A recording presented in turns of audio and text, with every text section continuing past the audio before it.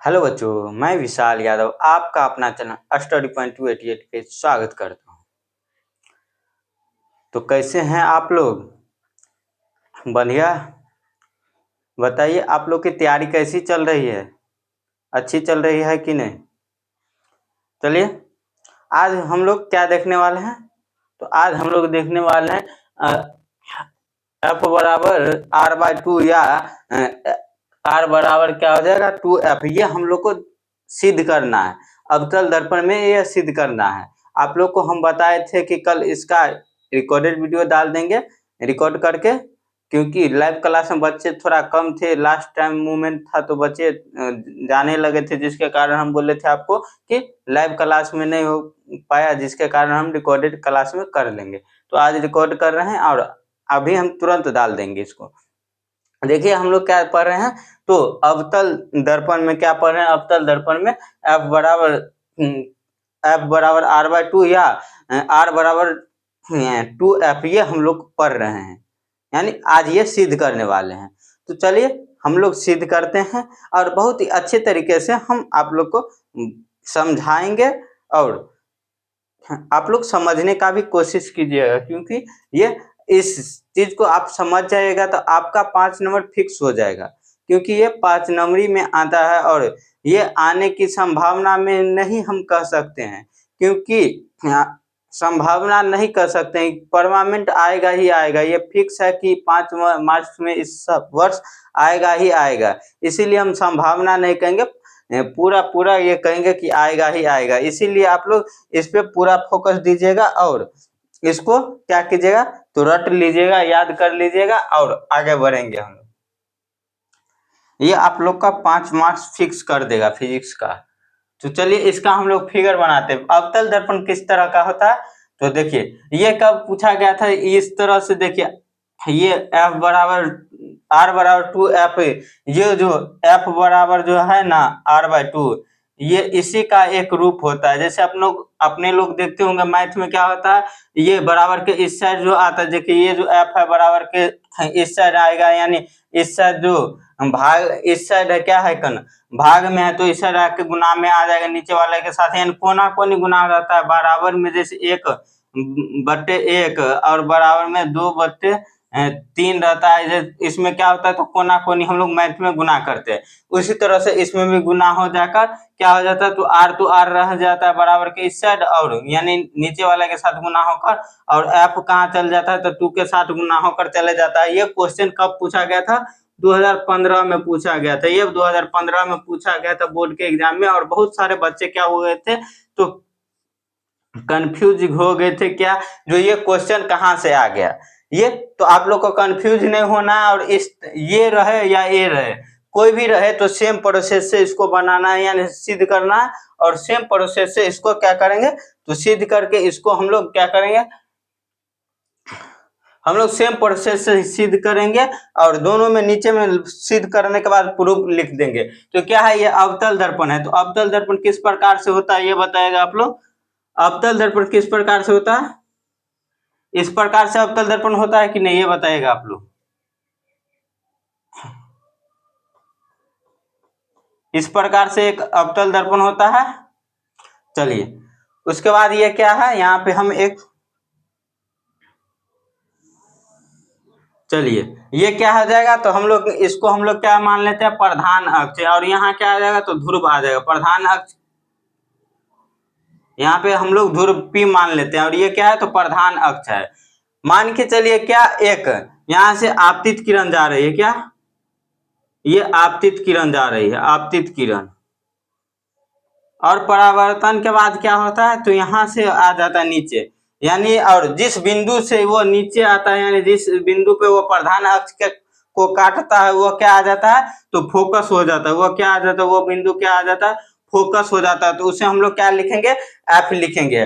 और ये क्या है, तो आपतित किरण है, आपतित किरण है। और यहाँ पे हम लोग क्या देंगे, तो यहाँ पे केंद्र हो जाएगा, क्या केंद्र, प्रधान अक्ष, और देखिए केंद्र। इतना आप लोग को समझ में आया, इतना समझ में आया कि नहीं। देखिए ये क्या है, तो आपतित किरण है, और ये क्या, परावर्तित किरण। और परावर्तित किरण प्रधान अक्ष को जिस बिंदु पर काटता है वो क्या हो जाता है, तो वह बिंदु फोकस कहलाता है। उसके बाद देखिएगा, तो हम लोग क्या देखते हैं, देख रहे हैं, ये प्रकाश के परावर्तन का नियम का ये पालन कर रहा है। क्या कर रहा है? अवतल दर्पण प्रकाश के परावर्तन के नियम का पालन करता है। तो प्रकाश का परावर्तन के नियम में दूसरा नियम क्या है?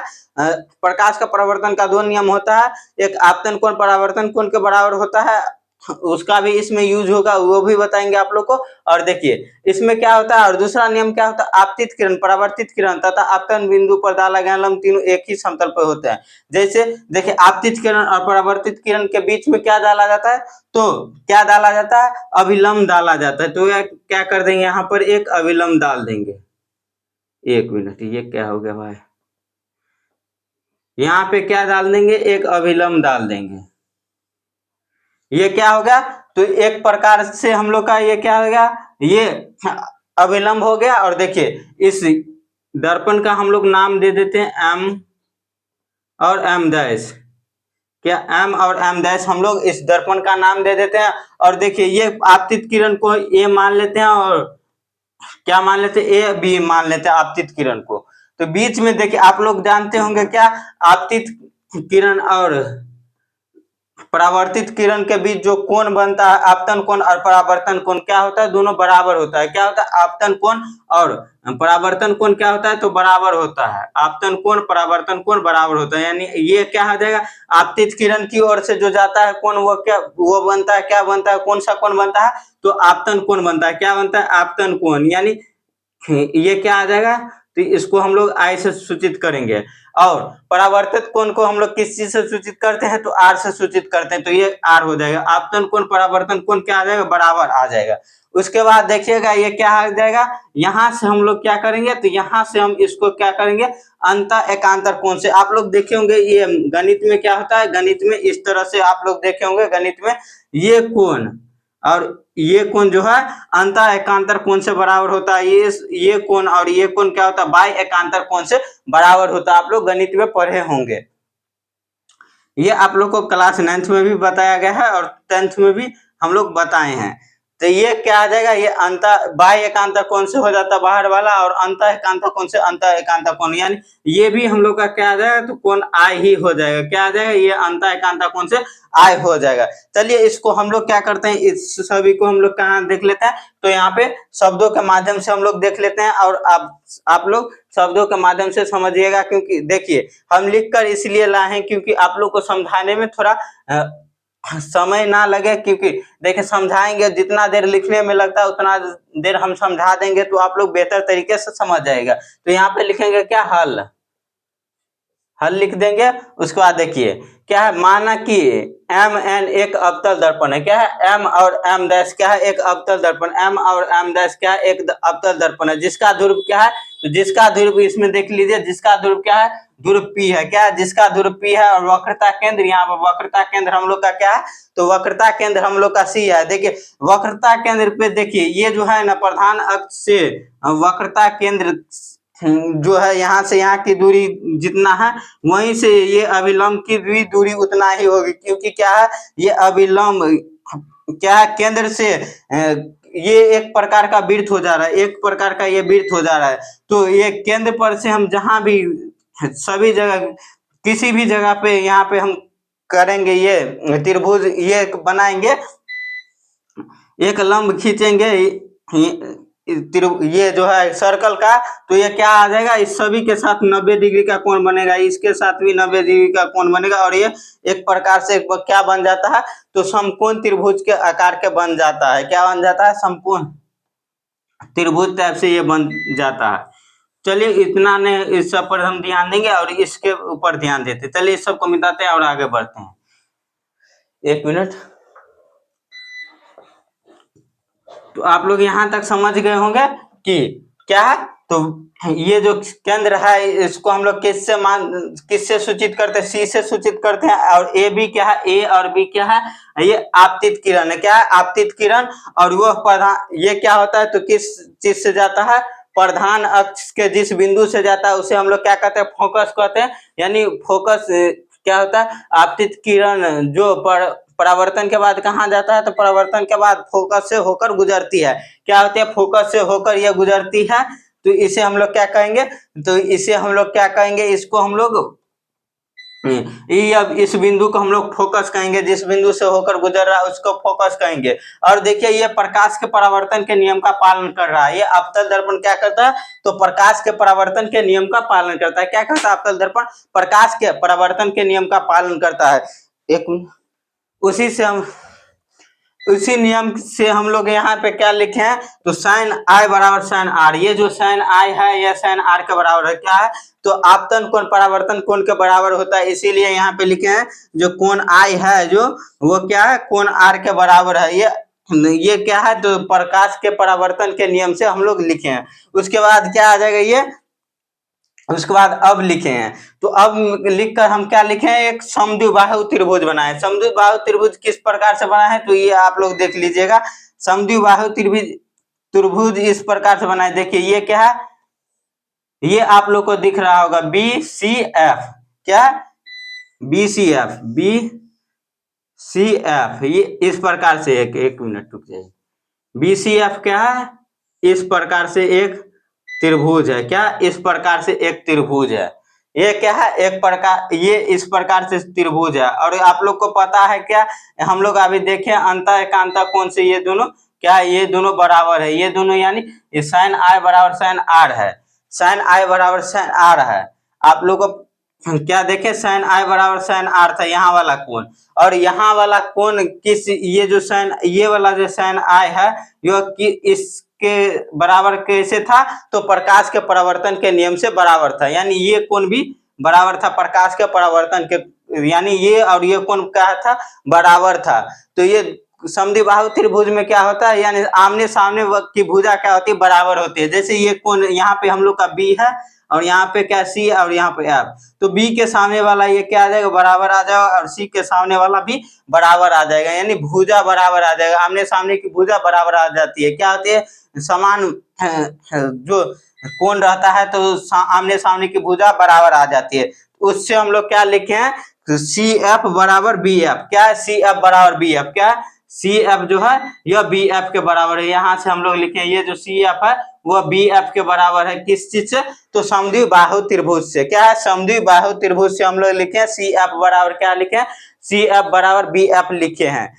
इसको हम लोग क्या मान लिए, तो समीकरण 1 मान लिए हैं। और आप लोग को अभी थोड़ा देर पहले ही बताएं, क्या थोड़ा देर पहले ही बताएं, इसको मिटा लेते हैं 1 मिनट और आगे बढ़ते हैं।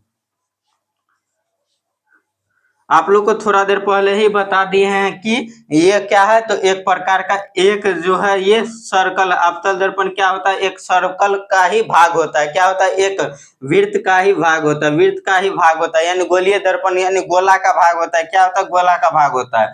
तो गोला में यहाँ से देखिए ये क्या है, यहाँ से क्या है, यहाँ, और ये जो ये हम लोग का क्या है, ये यानी BC, यहाँ पे C है, BC, और ये जो P है, ये जो हम फिगर बड़ा बना है जिसके कारण आप लोग को लग रहा होगा कि दूर है, लेकिन ये क्या रहता है, बहुत नजदीक रहता है। क्या होता है, बहुत ही नजदीक। ये वाला जो पॉइंट है ये बहुत ही नजदीक रहता है। इसको हम लोग इस तरह से मिलाते आएंगे तो ये आप लोग को बड़ा लग रहा होगा, लेकिन ये इस तरह से आते आते यहाँ पे आकर छोटा हो जाता है, इसके समान ही रहता है। यानी गोला के आकार में सभी केंद्र से खींचा गया जो रेडियस होता है वो क्या होता है, सभी बराबर होता है। यानी क्या आता है, रेडियस, यानी आप लोग समझे,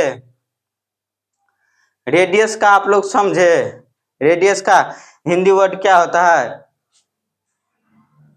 त्रिज्या। रेडियस को हम लोग क्या करते हैं, त्रिज्या। यानी एक गोला को केंद्र से ध्रुव तक की दूरी को हम लोग त्रिज्या कहते हैं। यानी त्रिज्या प्रत्येक जगह गोला का बराबर होता है। क्या होता है, प्रत्येक जगह गोला का त्रिज्या बराबर होता है। तो वहीं से हम लोग लिखें क्या, तो देखिए ये लिखें कि यदि बिंदु B P के बहुत करीब हो तो, यानी बिंदु जो ये P है, ये क्या बिंदु B, यहाँ पे ये बिंदु B था, बिंदु B जो P के बहुत करीब होगा तो क्या आ जाएगा, PF बराबर BF आ जाएगा। क्या आ जाएगा, PF जो है ये देखिए ये PF है वह BF के बराबर आ जाएगा। क्योंकि यहाँ से देखिए ये कोण आप लोग देखेंगे यहाँ से यहाँ तक की दूरी को क्या कहेंगे, तो PF बराबर BF आ जाएगा। क्या आ जाएगा, PF बराबर BF, क्योंकि इसका आधा ये है।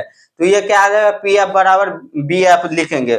उसके बाद क्या आ जाएगा, समीकरण 1 और 2 को हम लोग क्या करेंगे, समीकरण 1 जो हम लोग ऊपर माने थे किससे, समद्विबाहु त्रिभुज से, और उसके बाद ये दूसरा समीकरण कहाँ से लिए हैं, तो दोनों बिंदु बी और पी जो आपस में एक बहुत ही करीब रहेगा, तो तब हम लोग क्या लिए हैं, तो पी एफ बराबर बी एफ लिए हैं। उसके बाद क्या किया, समीकरण 1 को समीकरण 1 और समीकरण 2 को क्या कर दिए हैं, तो समीकरण 1 और समीकरण 2 से आप लोग लिखिएगा, समीकरण 1 को 2 से क्या कर दिए हैं, तो 2 के बराबर करके हम लोग यानी भाग कर दिए हैं। उसके बाद क्या आएगा, तो समीकरण 1 को समीकरण 2 के बराबर किए तो क्या आ गया, देखिए ऐसे, ये समीकरण 1 है, पी एफ बराबर, एक मिनट, समीकरण 1 क्या है, सी एफ बराबर बी एफ, ये हम लोग का समीकरण 1 है। और समीकरण 2 क्या है, तो पी एफ बराबर क्या है, एफ बी, ये हम लोग का समीकरण 2 है, ये समीकरण 2 है। और देखिए यहाँ पर हम डायरेक्ट क्या लिख दिए, सी एफ बराबर पी एफ। सी एफ बराबर पी एफ कैसे लिख दिए, ये आप लोग देखिएगा, देखिए ये एफ बी और बी एफ दोनों ये उल्टा हो गया लिखने में, क्या है, ये उल्टा हो गया। ये बी एफ को भी, बी एफ को हम लोग कैसे लिख सकते हैं, एफ बी भी लिख सकते हैं, और एफ बी को बी एफ भी लिख सकते हैं। ये तो ये से ये कट गया, और सी एफ बराबर में बच गया, क्या आ गया, सी एफ बराबर में पी एफ बच गया। तो सी एफ बराबर में पी एफ यहाँ पे हम लोग लिखे हैं, क्या लिखे हैं, समीकरण 1 और 2 से करके सी एफ बराबर पी एफ लिखे हैं। उसके बाद क्या किए हैं, तो सी एफ बराबर पी एफ लिखे हैं, कहाँ से, ये समीकरण 1 और 2 को हम लोग मिलाएं। तो उसके बाद क्या आएगा, सी एफ और पी एफ, यहाँ फिगर में आप लोग समझिएगा, सी एफ क्या है, सी एफ यहाँ से यहाँ की दूरी को हम लोग सी एफ कर रहे हैं, और पी एफ यहाँ से यहाँ की दूरी को कर रहे हैं। तो सी एफ बराबर क्या आ जाएगा, पी एफ, यानी क्या है, तो इस दोनों की दूरी को हम लोग क्या कहेंगे, पीसी कह सकते हैं, इस दोनों की दूरी को C F plus P F को हम लोग पीसी कहेंगे, क्योंकि देखिए पीसी की दूरी भी C F plus B F के बराबर है, तो इसे हम लोग क्या कहेंगे, तो पीसी कहेंगे। तो ऐसे ही यहाँ पे पीसी लिखे हैं, क्या, पीसी, और पीसी बराबर में क्या लिखे हैं, तो सी एफ प्लस में पी एफ, तो क्या लिखे हैं, C F plus P F. और यहाँ पे आप लोग देखे होंगे, क्या, यहाँ पे समीकरण 2 और 3 को हम 2 और 1 और 2 को मिलाए हैं, तो क्या, सी एफ बराबर पी एफ आया है। तो वहां से हम लोग क्या लिखेंगे, तो सी एफ बराबर P F plus P F, यानी सी एफ बराबर P F plus P F, क्योंकि पी सी एफ के बराबर में क्या था, यहाँ पे क्या था, सी एफ के बराबर में पी एफ था, इसीलिए पीसी बराबर हम लिखे P F plus P F, यानी एक सी एफ के जगह पे पी एफ लिख दिए, क्या लिखे हैं, एक सी एफ के जगह पे पी एफ लिखे, क्योंकि सी एफ बराबर में है पी एफ के। तो चलिए इसके बाद हम यहाँ इसको मिटाते हैं, और आप लोग को इससे आगे की प्रोसेस समझाते हैं।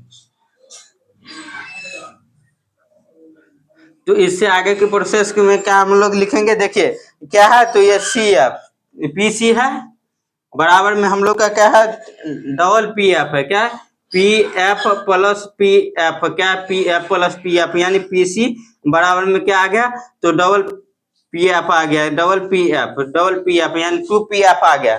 और पी एफ किसका मान है, देखिए, तो पी एफ किसका मान है, तो यहाँ से आधा की दूरी है, यानी केंद्र, ये जो फोकस से लेके ध्रुव तक की दूरी को हम लोग क्या कहते हैं, पी एफ कहते हैं, क्या कहते हैं, पी एफ। और आप लोग को पता है सी से क्या है, पी तक की दूरी को हम लोग क्या कहते हैं, रेडियस कहते हैं, रेडियस यानी आर से इसे सूचित करते हैं, और ये क्या आ जाता है, इसे हम लोग वक्रता त्रिज्या कहते हैं, क्या कहते हैं, वक्रता त्रिज्या कहते हैं, यानी गोलीय दर्पण का त्रिज्या इसे हम लोग कहते हैं, यानी केंद्र से ध्रुव तक की दूरी को हम लोग त्रिज्या कहते हैं। तो त्रिज्या क्या आ जाएगा, देखिए त्रिज्या के जगह यानी क्या आ जाएगा, तो पीसी को हम लोग पीसी रख देंगे, और उसके बाद क्या कर देंगे, तो पीसी को हम लोग पीसी रख देंगे, और उसके बाद देखिए ये पीसी को पीसी रहने देंगे, और उसके बाद क्या कर देंगे, बराबर में कर देंगे, 2 है तो 2 लिख देंगे। और देखिए पी एफ को हम लोग यहाँ छोटा टर्म में क्या करते हैं, पी से एफ तक की दूरी को क्या कहते हैं, तो पी से एफ ध्रुव से फोकस तक की दूरी को हम लोग किस चीज से सूचित करते हैं, तो एफ से सूचित करते हैं, यानी फोकस से सूचित करते हैं। और त्रिज्या बराबर क्या होता है, त्रिज्या बराबर 2f होता है, क्या होता है, त्रिज्या बराबर यानी रेडियस बराबर 2f होता है।